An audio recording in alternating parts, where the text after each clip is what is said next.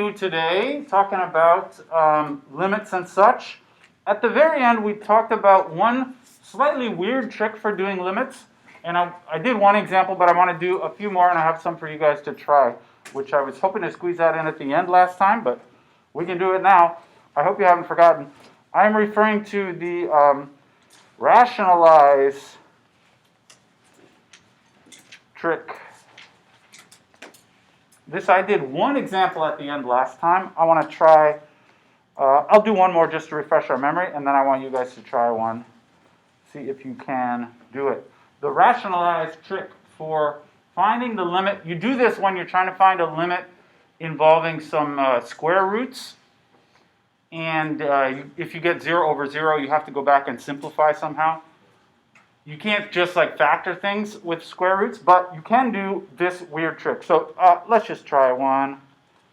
I'm going to do lim x goes to 9 root x minus 3 over x minus 9. All right? Let's see if we can do that. This is the rationalizing trick. So what you should do before trying any tricks, you should, as always, just try to plug the number in. This is the direct substitution method. You plug in, x is approaching 9, so I'm going to plug 9 into this function and see what you get. Well, if I try to plug in x equal 9, I get square root 9 minus 3 divided by 9 minus 9. On the bottom, that's 0. And on the top, I have root 9, which is 3.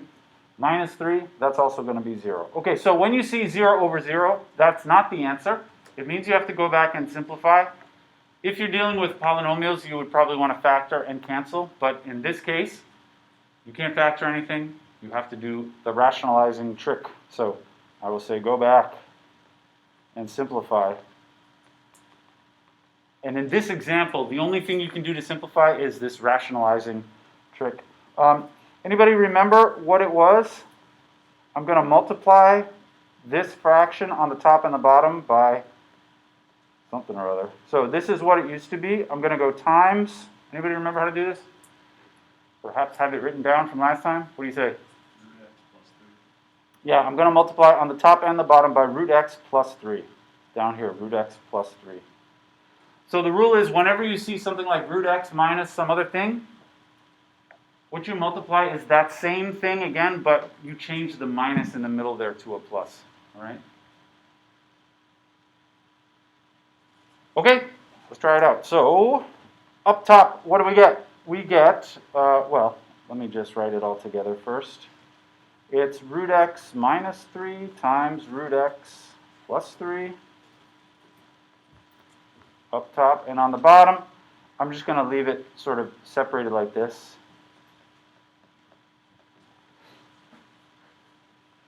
You could, on the bottom, do the FOIL thing and multiply that up, but actually, when you're doing this rationalizing trick, it's usually best to leave the bottom the way it is. The purpose of this rationalizing is to change the numerator. I'm just going to leave the denominator like it is. So I have lim x goes to 9. Okay, on the denominator, like I said, this is what I just said. I'm going to leave the denominator like it is, just because I know how these rationalizing things go. The purpose of this trick is to change the numerator, and the denominator I'm going to leave like it is. Okay, what do we get when you do the numerator here? So really, I'm not going to do out all the steps, but you want to do the FOIL thing, right? These guys. You have to multiply, the first part, the outer, the inner, the last part.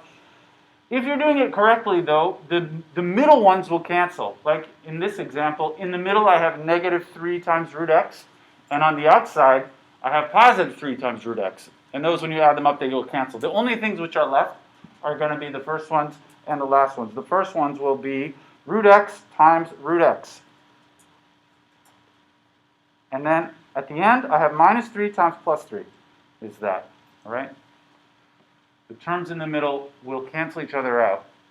This is always going to happen if you're doing the rationalizing trick properly. And what can I do with root x times root x? It is x, yeah. The square root of x times the square root of x equals x. That's kind of what the square root means, all right? When you multiply the square root by itself, you get x. So This is lim x goes to 9, x minus 9 over x minus 9 root x plus 3. What can I do with that? Yeah. Cancel the x minus 9s. Yeah, this is why I decided not to distribute it in the bottom. If you're doing the rationalizing trick properly, you'll always be able to cancel this at this step. So cancel thems, and what remains is lim x goes to 9. All that's left is just 1 up top, because I canceled that. And then on the bottom, root x plus 3. And now I can do my direct substitution again, and I should have the answer this time. I'm not going to get 0 over 0. I'm going to get 1 over root 9 plus 3. 1 over 3 plus 3, which is 1/6. That's how we do it. All right? Any questions about that? This is the rationalizing trick. It's a little bit strange, I guess, but it's certainly, I would say, harder than the simpler, factor and cancel trick. All right? I got a couple for all y'alls to try. How about lim x goes to 1 square root 3 plus x minus 2 over x. And lim x goes to minus 1. X squared minus 1 over, this one's a little crazy looking. Don't worry about it. Like so. All right, see what you think. I'll give you a few minutes, a few moments. Feel free to talk to your friends and neighbors.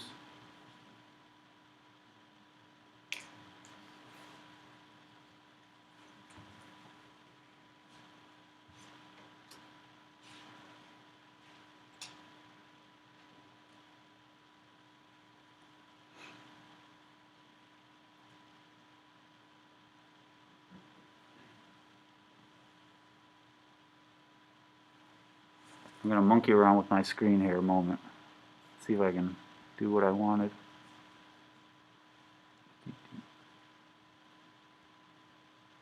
No. No.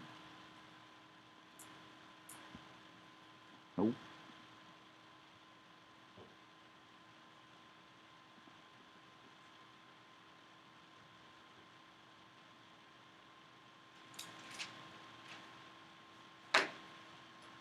Nope.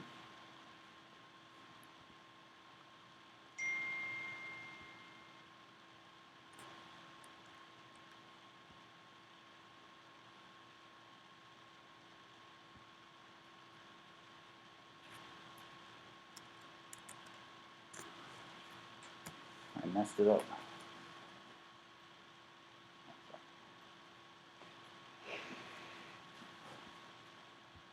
I'm making it worse.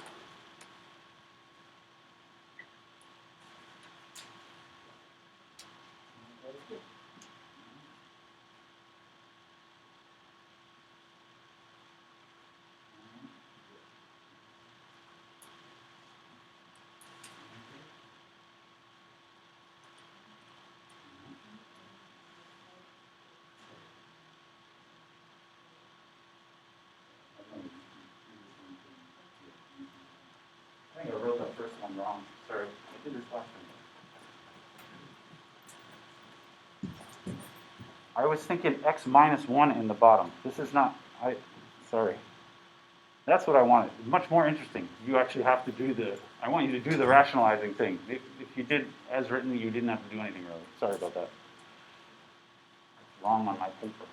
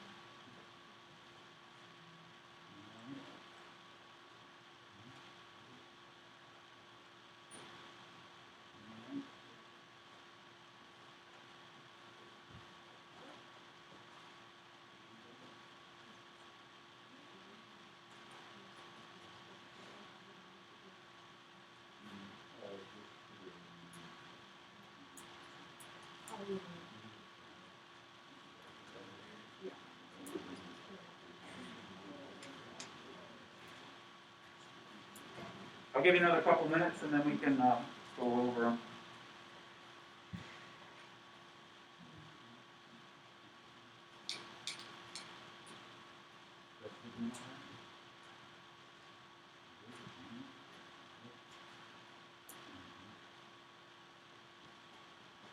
Maybe I'll start doing it slowly. So I don't give it away.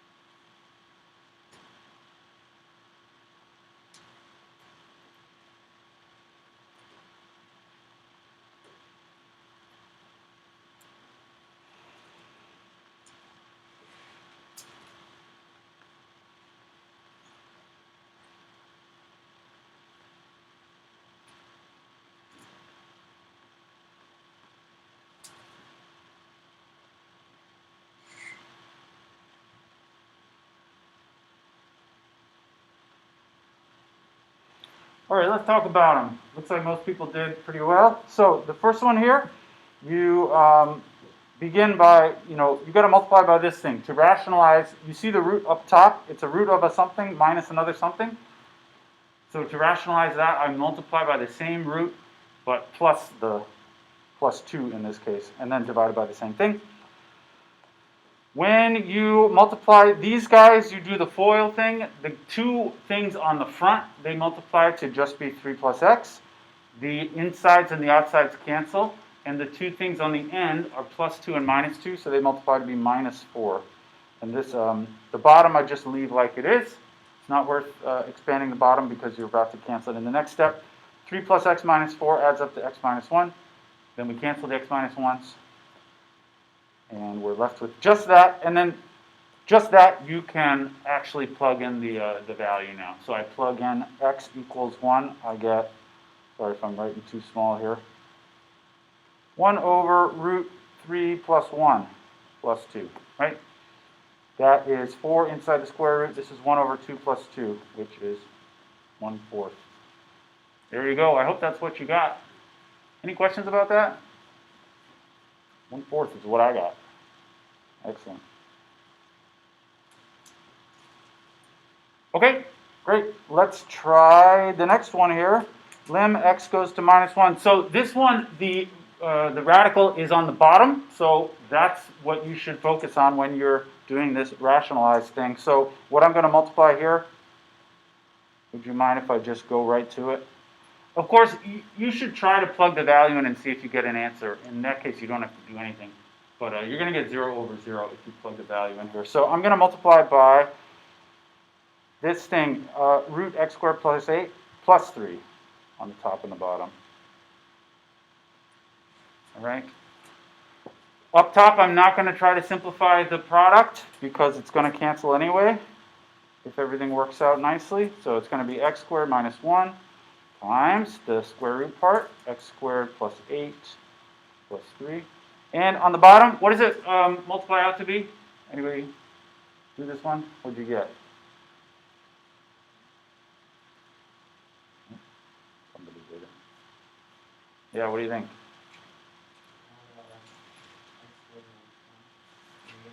Yeah, eventually you get x squared minus 1. If I were to do it in sort of when you expand it, it's like that, right? The roots of x squared plus 8 multiply together and just give me a x squared plus 8. And then the minus 3 and the plus 3 give me a minus 9, which of course makes it x squared minus 1. And then that's going to cancel with the thing on top, right? So it's lim, I'll write that out, x squared minus 1 here, root x squared plus 8 plus 3, like so, over x squared minus 1. These guys cancel, and what remains is just that other part. Lim x goes to minus 1, root x squared plus 8 plus 3. And here I can just plug the value in. There's no opportunity for me to get 0 over 0 anymore, so this is definitely going to work. What do we get? I plug in negative 1 squared. It gives me root of 9 plus 3, which is 6. I hope you got 6. Any questions about that one? It's 6. It is. All right. Excellent. Thank you for your participation with the rationalizing trick. It's not so hard once you get into it. There's a bit of opportunity to mess it up in there, but we can handle it. All right. Excellent. I have just one more thing to discuss in this section. This section is all about computing limits, figuring out what the limit of something or other is. Our principal tricks are the direct substitution. You just try to plug the number in. If that works, then that's all you got to do. If that doesn't work, if you get 0 over 0, you might have to go back and factor. You might have to go back and do the rationalizing trick. There's one other thing that almost never arises, but it is important. Very, very infrequently it is important, and this is it's a much harder trick to do in general because you have to have some kind of fancy ideas to do it. But anyway, it's called the squeeze theorem. Squeeze, S-Q-U here. The squeeze theorem, right? I had a student once who was, I think he was from Germany or something, somewhere in Europe. He always said the squeeze theorem. It's not pronounced the squeeze theorem. It's the squeeze theorem, all right? I have nothing but respect for English language learners, but I thought that was funny. The squeeze theorem, it's the word squeeze, like as in, squeeze. It's about when you have one function which is kind of stuck inside another one, stuck in between two other functions and being squeezed by them. The scenario is this. If I have something like 3 functions and one of them is in between the other two, if the g is in between the f and the h, so you can imagine on a graph this would look something like, maybe the f is the lowest one, the g is here, and the h is up here, right? The f, the g, and the h. Where the values of g are always in between the values of f and h. And I use less than or equals there so that it is possible that those lines meet up, but they're not allowed to cross over each other, right? Like the g always has to stay in between the h and the f lines. They can touch sometimes, but they can't run right through each other, all right? Now, the picture that I just drew is not really much of a squeeze because the g is just sort of comfortably sitting in between the h and the f. The squeeze theorem is used when the h and the f are actually coming together and the g gets like stuck in between. So the squeeze scenario, the word squeeze is used when the limit as x approaches a of f of x is equal to the limit as x approaches a of h of x, all right? That, you should imagine on the picture, the top one and the bottom one are actually approaching each other. They're almost gonna hit each other, all right? That's the idea here. So if I were to draw a picture of this, it would look like, okay, the f is the one on the bottom and the h is the one on the top, maybe. So here's my point A. Maybe they do something like this, where this is the H, this is the F, all right? And as you approach A, the F and the H are approaching the same value, right? That's what it means to say the limit of the F is equal to the limit of the H. And then I ask you, what is going to happen with the G? And the answer is kind of obvious. If the G has to be stuck in between them, then the g also must approach the same value, right? The only way to fill in this picture, the g has to be in between. Well, if it has to be in between, it better approach the same value also, all right? So the squeeze is when these two limits are equal, and then in that case, g must have the same limit.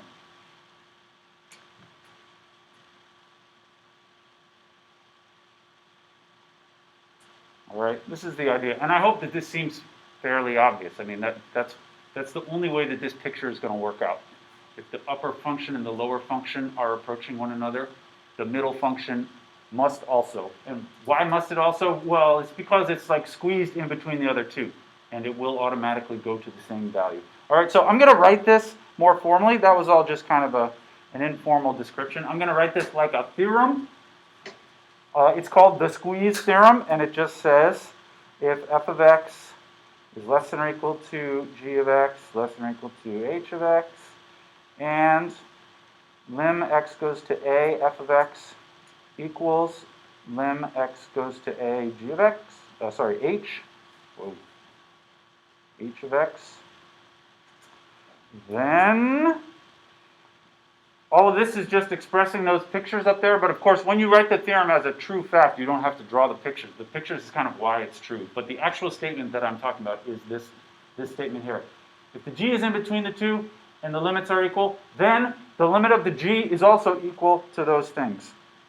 So the lim x, come on now, x goes to a, g of x is equal to whatever that other limit was. I'll just write it this way. It's equal to the limit of f of x, which is also equal to the limit of h of x. All right? This is the actual statement in words of the squeeze theorem. Of course, when somebody says the phrase squeeze theorem to you, you should have this picture in your mind. Although the actual, what the squeeze theorem actually is this statement here in words and formulas. All right? Yeah?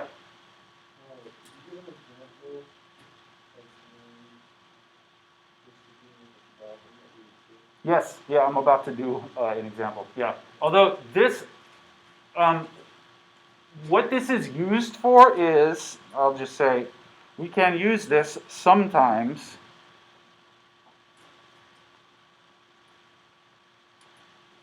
we can use this to find weird limits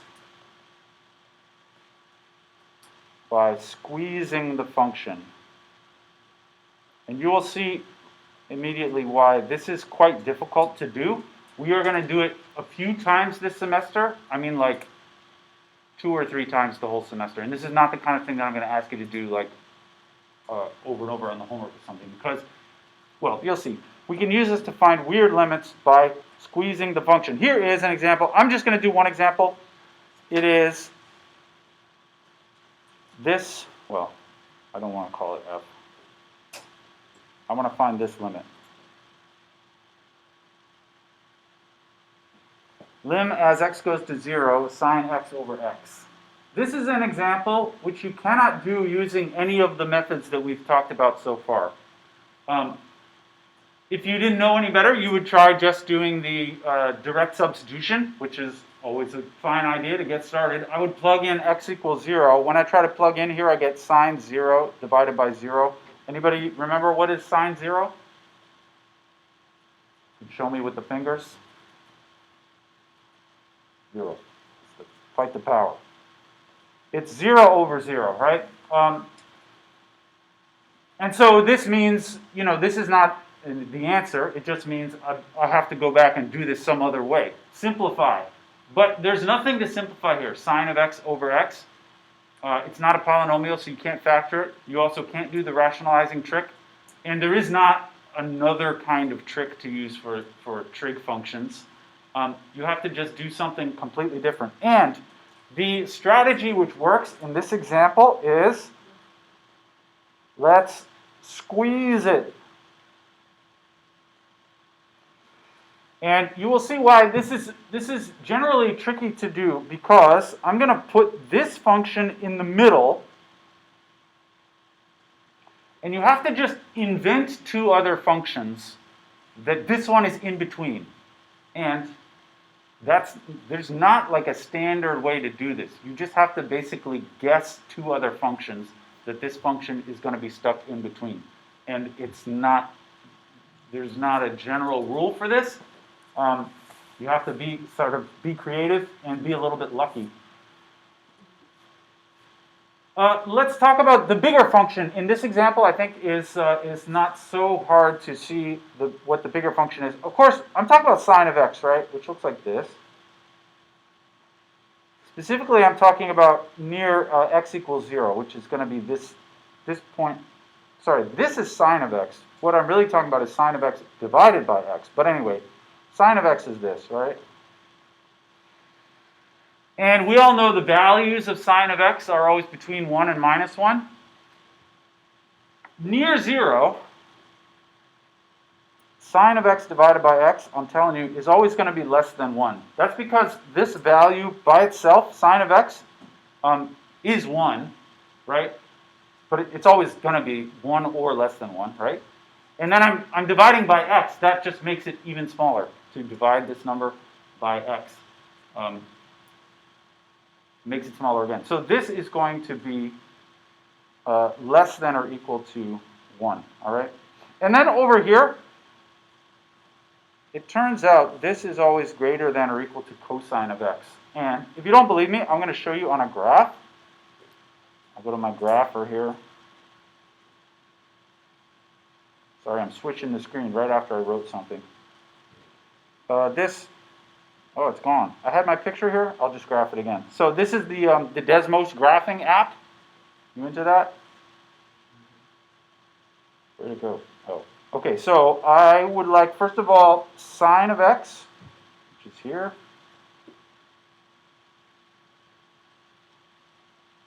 Yeah, what? Sorry, I was being crazy when I drew this thing. This is not the graph of sine. That's the graph of cosine of x.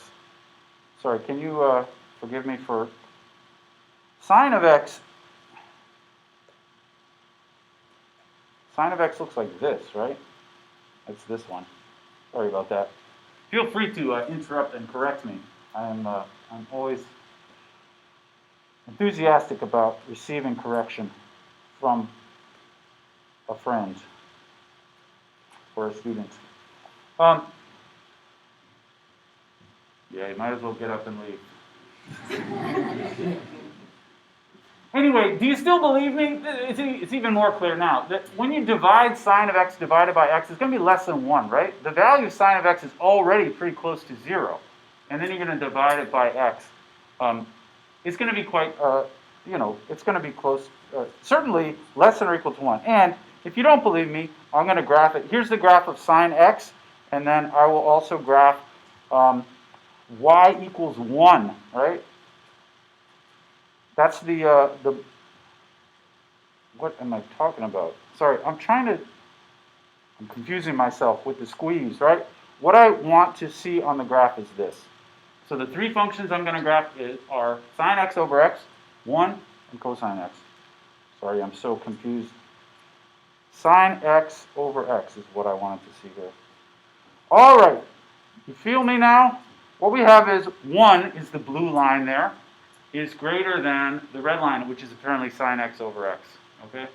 And now, I'm also going to graph cosine. And cosine hopefully will be beneath both of those, cosine of x. There it is. Cosine is the green one, all right? Do you agree with me that the red one is being squeezed in between the green one and the blue one? Yes, I hope you do. I'm feeling good about this now, all right? I was temporarily confusing myself. The red one is indeed squeezed between the green one and the blue one. So, I hope that you do, in fact, believe what I circled there in the red, right? The cosine is less than sine x over x, and less than 1, all right?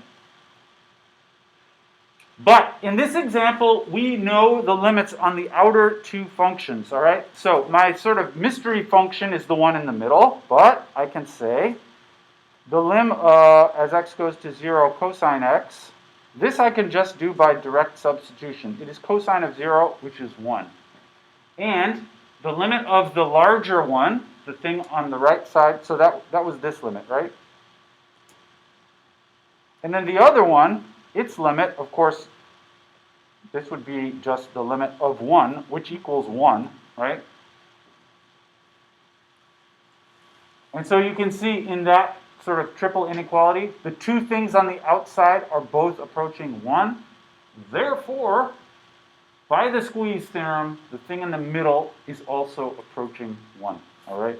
So I'll say the two outer limits are both 1. So that means the inside is also 1. This is the squeeze theorem. So my conclusion is lim x goes to 0 sine x over x is 1. All right?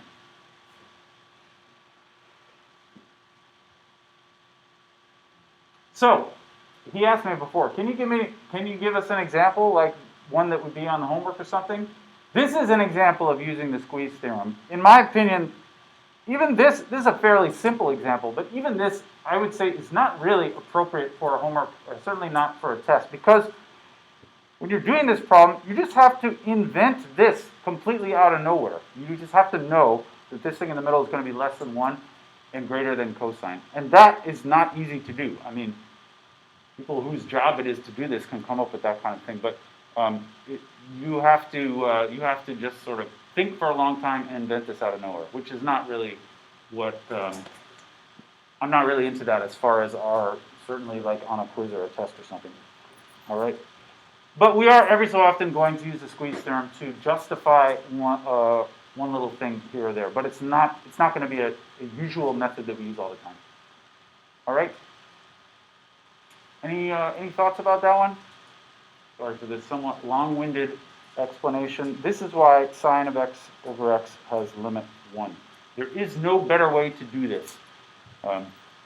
There's a very fancy trick called L'Hopital's rule, which you might have learned in high school, which can also demonstrate this. But we're a long ways from that. That requires much fancier things, like the derivative, in order to do that. All right. That's all I want to say about the squeeze theorem. We might use it every so often, but it's not really going to come up all that much. All right. Great. Let's talk. I don't know if that seemed a little bit far out to you. Actually, what we're going to talk about for the next little bit is even more far out than that example. That example, I don't know, that wasn't too far out. I would like to talk about what a limit really means. What a limit really means. This is like one of those things, if this was like a poetry class, we would all put the chairs in a big circle and talk about our feelings for a while about limits. That's what I would like to do for the next little bit. What a limit really means. This isn't really about our feelings, but it kind of is. When I write something like lim x goes to a, f of x equals L, what I'm about to tell you is sort of something that I am almost 100% positive that none of you learned this in high school. I know a lot of you already know a lot of the stuff that we're talking about in this class, but this is something that probably you were not taught correctly. You were not taught what a limit really means in high school. And I know, like I wasn't either. Most people are not. What a limit really means. If I say lim x goes to a, f of x equal L, and I ask, what does that really mean? The way that this was explained to me by my high school teacher is something like this. When x is really, really close to a, then f of x is really, really close to L. I only wrote really once that time, but you know what I mean, right? When the x is really close to the a, then the f of x, the value of the function, gets really close to the L, all right? This is what, at least me as a child, this is what was told to me, not a child, as a high school student. This is what they told me a limit means. And if someone asks me, how do you find the limit of something? I think when the x is really close to whatever it is, then what does the y value get really close to, okay? I'm here to tell you, this is all kind of made up nonsense. This description of what a limit really means. The red flag should be this silly phrase, really, really. What exactly does it mean, really, really close?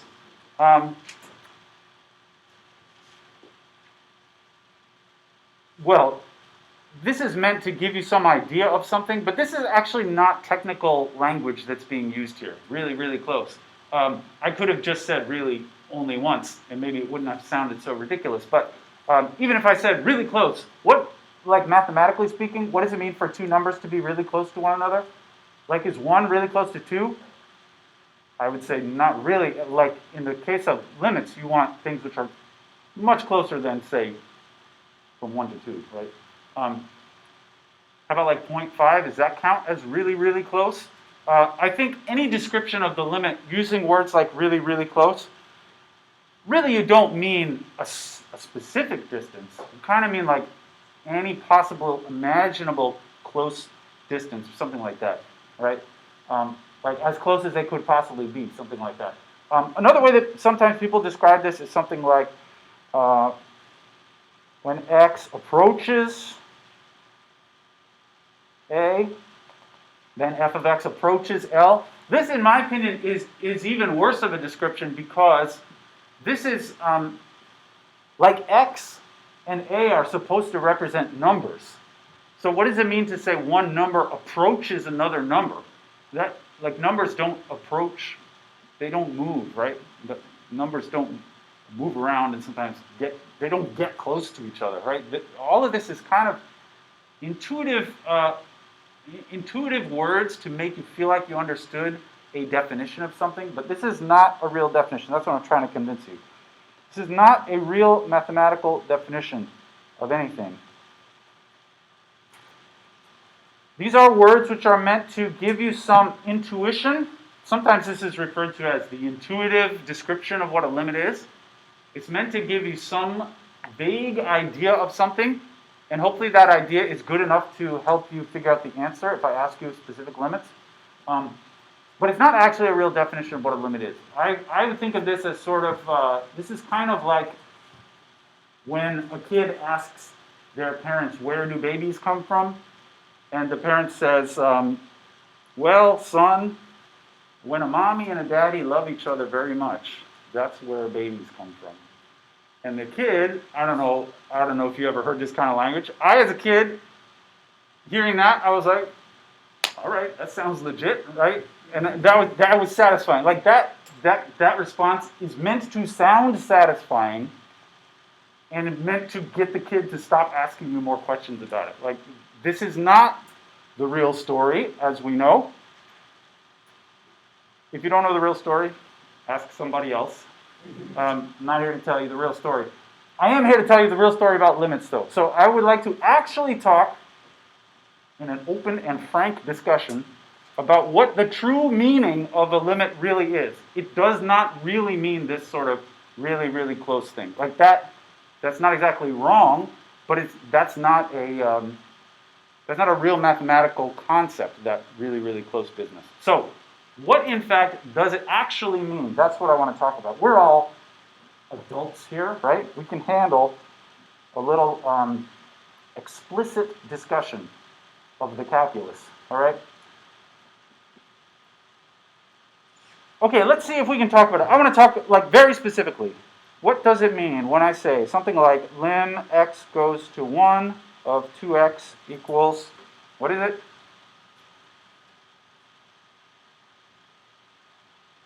Two. I see some fingers. Yeah, this is 2. This is not meant to be difficult. So, if I were explaining this to, say, a 10-year-old and they asked me, what does that mean? I might say, well, it means, I don't know if a 10-year-old knows about using variables and such. Maybe a 13-year-old, one of my daughters is 13. If she asked me this, I would say, well, honey, it means that if you choose x values that are really close to 1, and then you multiply 2 times whatever that is, then the answers will be really close to 2, right? And she's unlikely to say, what do you mean really close? You mean like within 0.0001? And I might say something like, well, yeah, within actually even closer than that if you really wanted to be even closer than that. And then we'd get into a long and confusing discussion. But this is, my 13-year-old would not ask me those follow-ups. She would not ask me the original question either.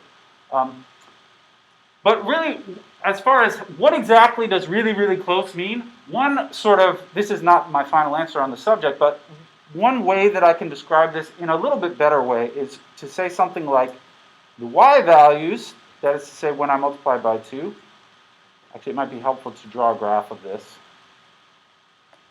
The function is y equals 2x, right? Straighten it out like that. And I'm concerned with this point right here, right? As the x values approach 1, of course we all know the y values will approach 2, okay? So, if I were to try to describe this in better language, not using the phrase really, really close, I would say something like the y values will get,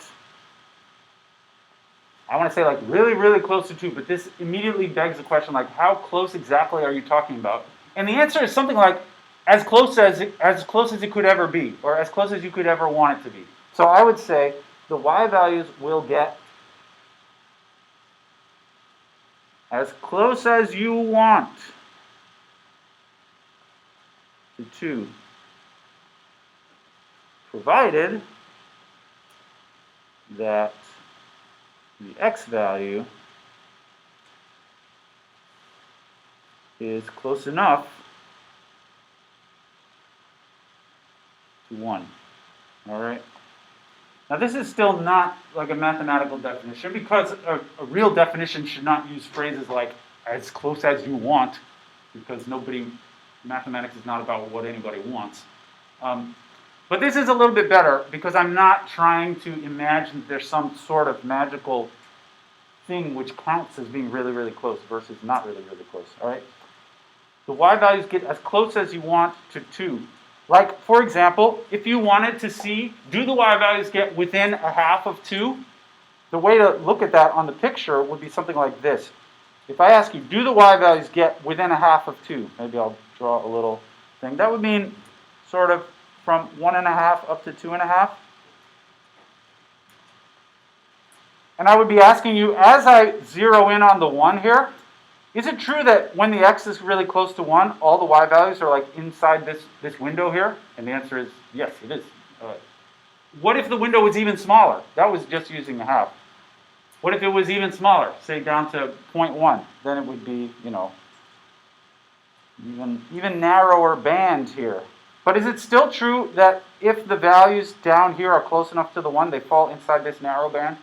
I think it is. So this is getting closer to the true definition of what the limit means. It means something about no matter how narrow that band is in the y values, you can always shrink down the x values as close to the 1 as it is possible to shrink the x values down really close to 1 so that all the y values fall within that sort of blue band, no matter how small the band is.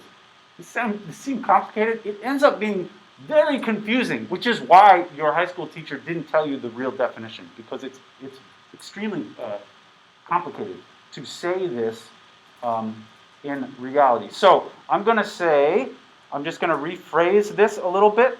Really, another way of saying this, I'm going to try and gradually make this more and more technical until it actually looks like a real mathematical definition. Another way to say this is something like, however close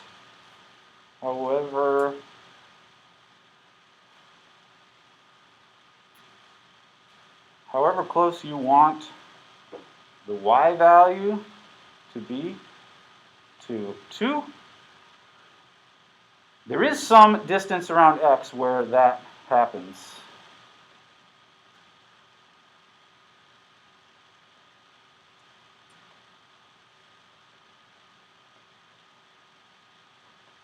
I don't know if this seems more technical or not. This is sort of another point of view on what I'm trying to say here.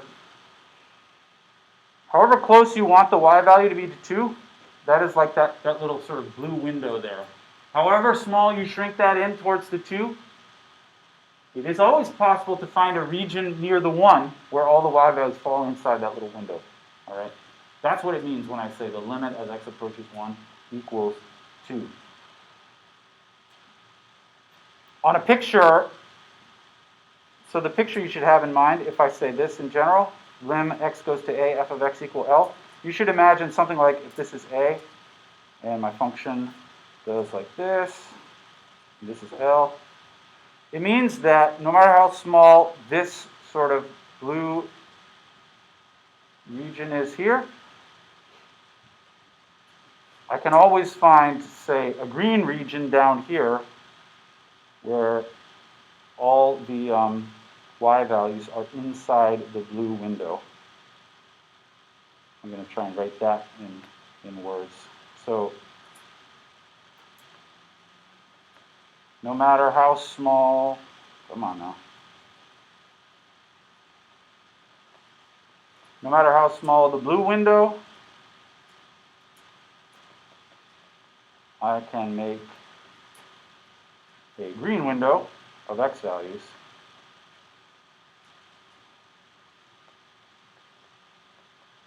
which lands inside the blue. Right? And even if you were to shrink that blue one even further down, you could still shrink the green one even further down so that the green values still all land inside the blue window there. This is getting close to the true definition of the limit. And now I think I'm ready to write it out. With this picture in mind, here is the true definition.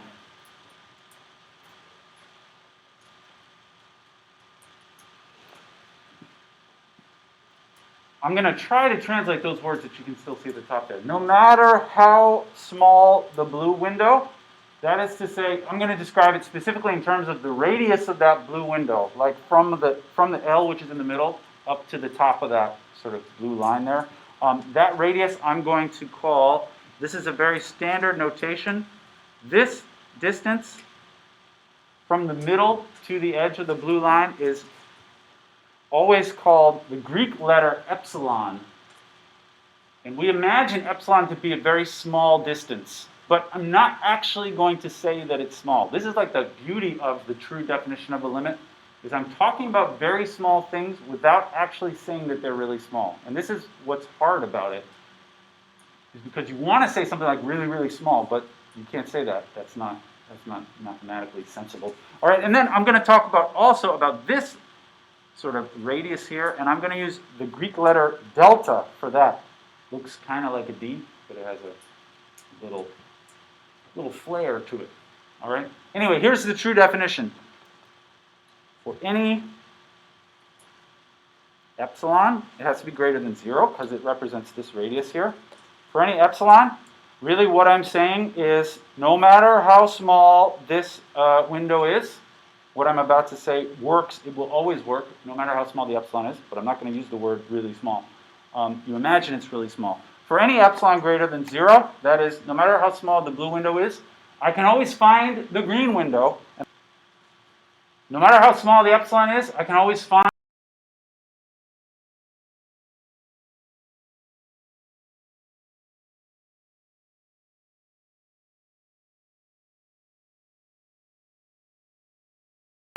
the delta such that, and now I'm going to say in mathematical symbols what it means that like all the green values land inside the blue window. And it looks like this. This is going to look a little weird.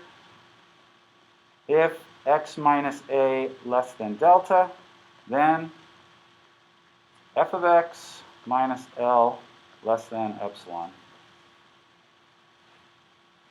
Those are absolute values. So what this means in terms of the picture, this part here means if x is inside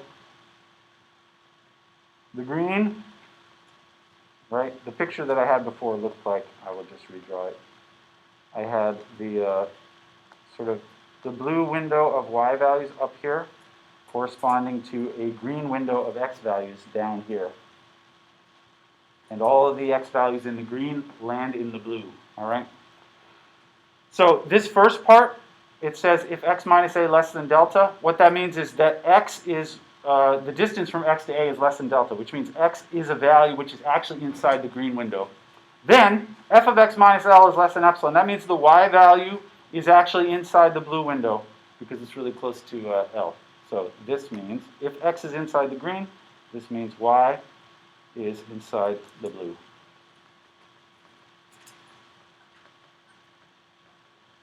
All right. Are you fed up with this? This is perhaps the reaction of a kid to finding out really where babies come from. They realize, I didn't want to talk about this after all. I was better off just with my previous notions. This is very complicated, but super, I would say super important, not really for the purposes of our class, because we already know how to find the limit. If I just show you a function, we already more or less know the tricks which are used to determine what the limit is. So this is not really about that. I'm not saying that all those tricks are not correct, because they do give you the right answers. But I'm trying to give you a more sophisticated viewpoint of what it is that we're even talking about. So this right here is the true definition of a limit. This, I don't know if you are, I mean, it's confusing. I don't know if you're capable of appreciating this, but in my opinion, this is one of the true great achievements in the history of mathematics, deciding what this definition really is. Because if you look at like the history of the way that calculus was invented, people generally say in like the by Newton, Isaac Newton and Leibniz in the 1600s, I believe, 1600s. This definition was not discovered until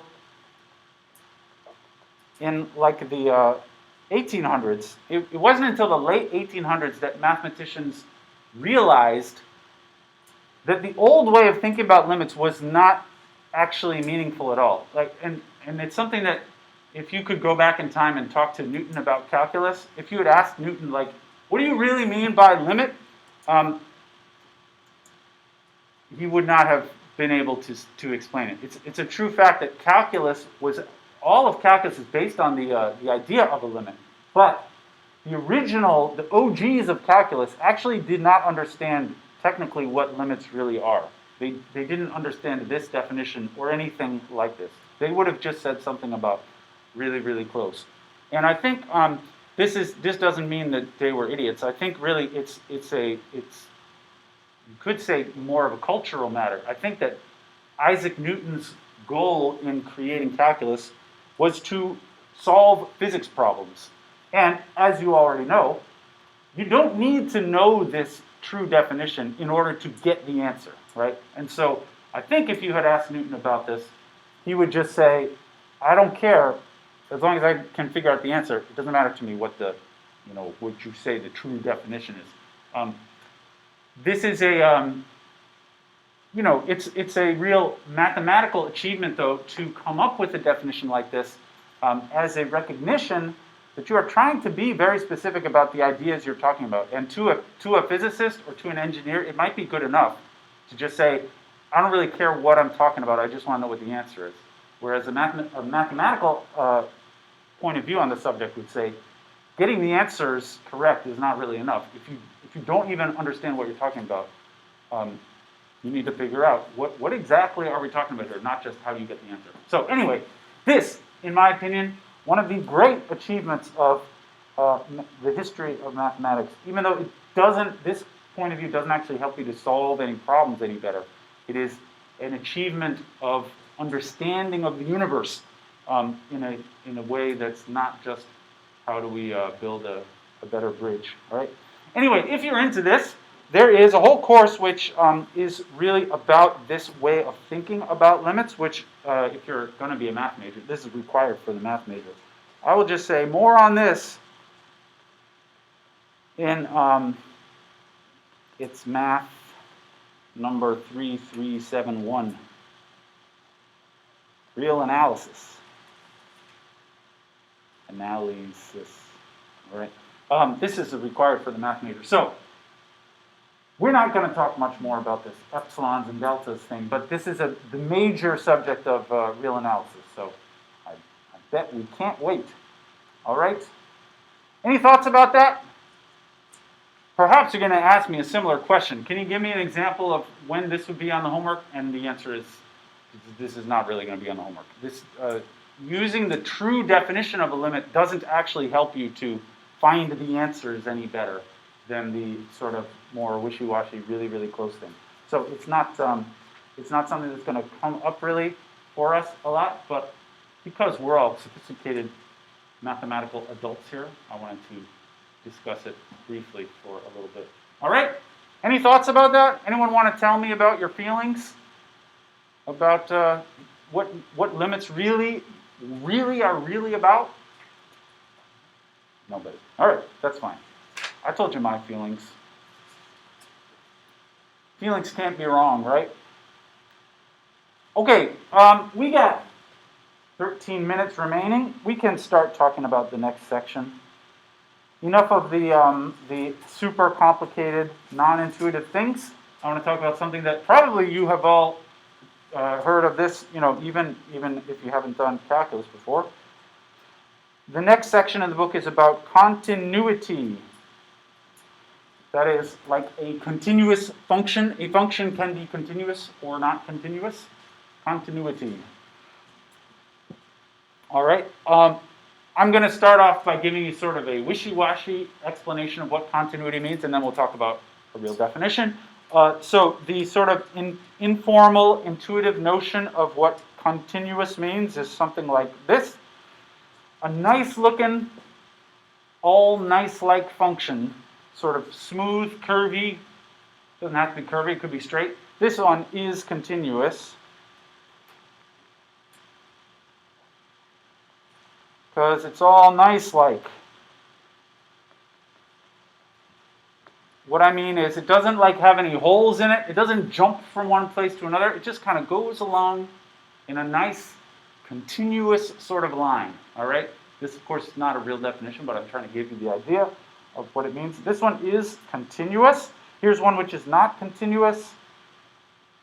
Something like maybe this guy, which has a hole in it. So when you see a hole like that, that automatically means the function is not continuous because the line that is, drawing on the graph has been broken.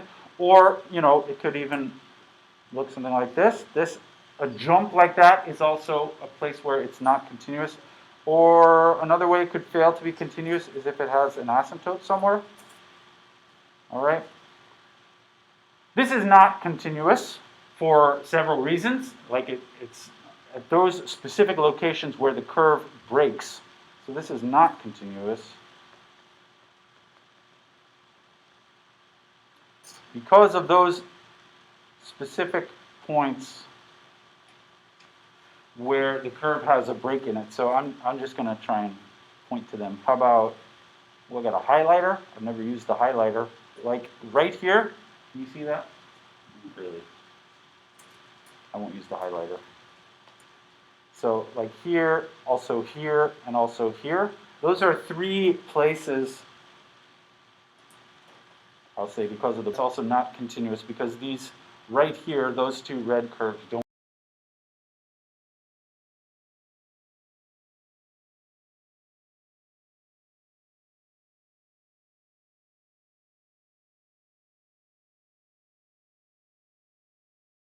ever actually meet up. They just go down forever. All right. Points. So I'm going to say here's a very intuitive kind of definition. This is sort of for the kids. The way I would say this to my 11-year-old is something like continuous means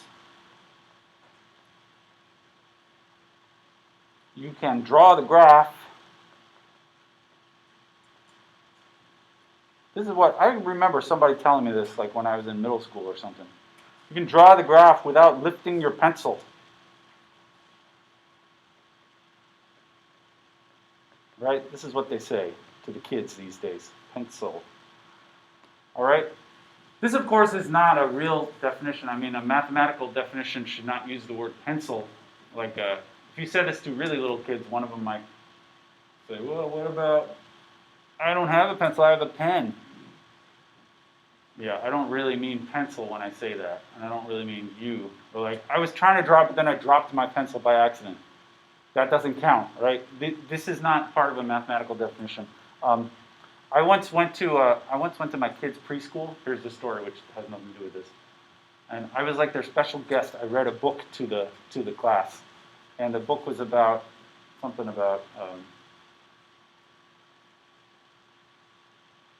I don't remember what it was about.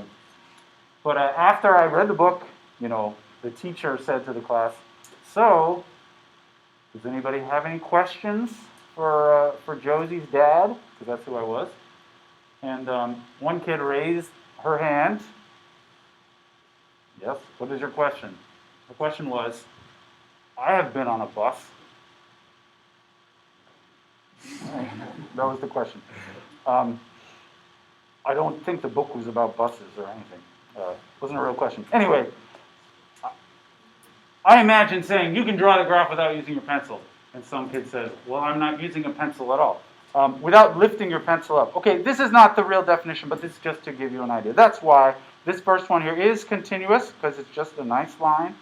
This one is not, because you gotta do some nonsense as you're drawing the line. Okay. That's for the kids. What's the real definition? I'm not going to write some nonsense with epsilon and delta here. I just mean, how do you really say this in at least slightly more sophisticated language? It has to do with limits, all right?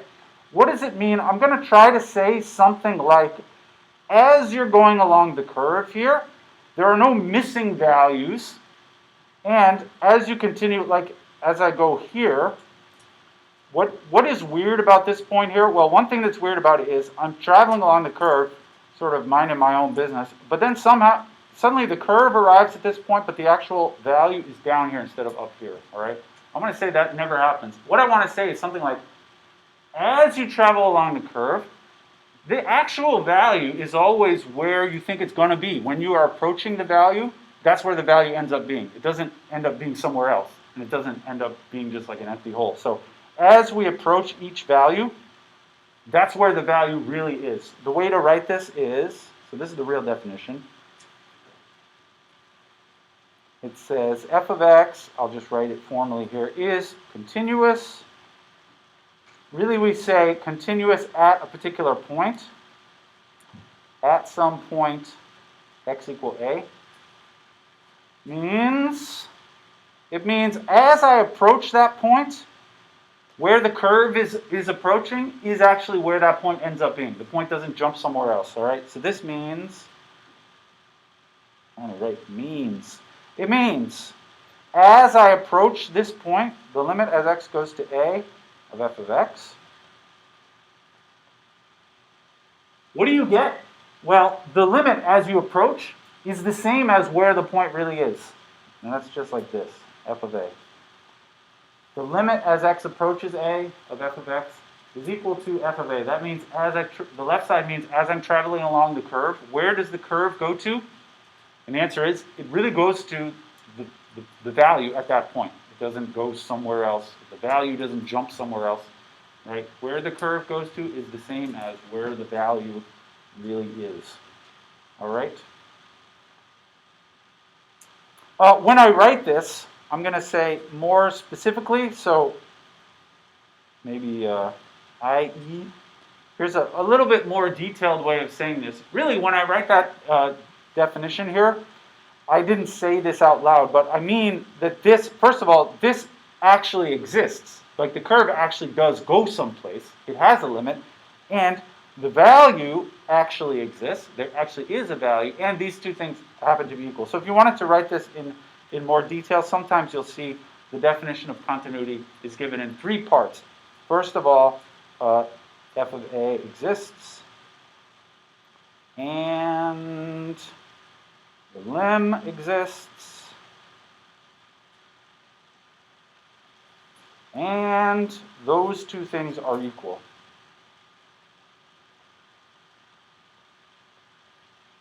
All right.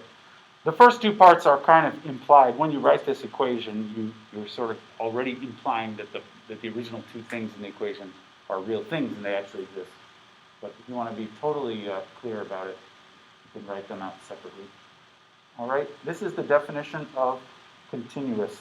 So just the language that we use, maybe I'll just draw a couple pictures and that'll do us for today. So for example, if I have a function that sort of looks nice like this function is continuous. We say a little more specifically, we say this is continuous for all real numbers. Meaning at every specific point along the curve, it is continuous. There are no points at which the curve makes a jump or has a hole in it or anything like that. This is continuous for all real numbers.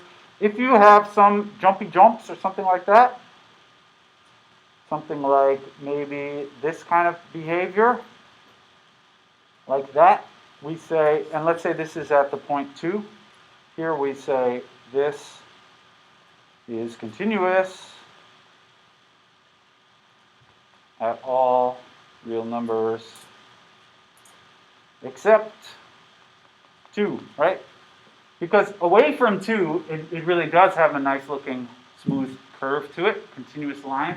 But right at 2 is where the funny business happens. So this is continuous for all real numbers except 2. Another way to say that is you could also say x equal 2 is a discontinuity point. This is a word that we will be saying fairly often. Discontinuity point.